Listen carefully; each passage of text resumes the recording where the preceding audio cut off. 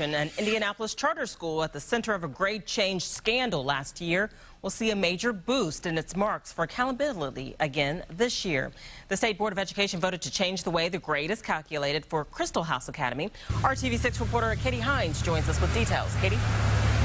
Crystal House Academy will now receive a B grade instead of a D for the last school year, but we won't know the grades for more than 2,000 schools across the state in the terms of accountability until next month. Both are a series of decisions that were made today that put the board at odds with Superintendent Glenda Ritz.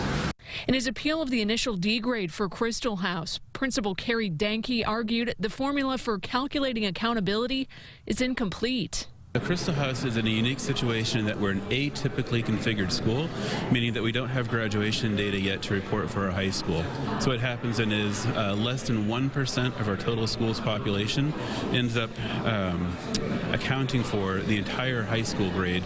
There's no information from the Academy for grades 9, 11, and 12, prompting questions on how the Department of Education determines grades for schools that aren't typical. And so what we voted to do was to use the data point that affected the most students at Crystal House was with kindergarten through grade 8. The change will bump up Crystal House's accountability by 2 grades. Indiana Superintendent of Public Instruction Glenda Ritz was the only person to vote against it. I felt that we should use all available data like we do with every other school in the state of Indiana.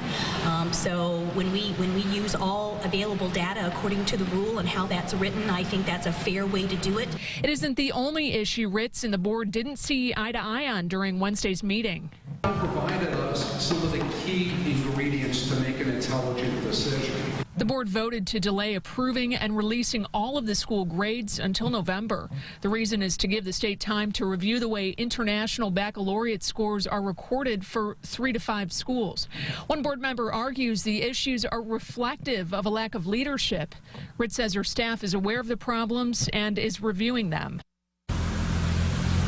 Back out live here at Crystal House, the union that represents teachers is calling the change for this particular charter school disappointing, and they argue that unless the Board of Education considers every appeal, that they're giving preferential treatment to charters over public schools. Reporting live, Katie Hines, RTV6.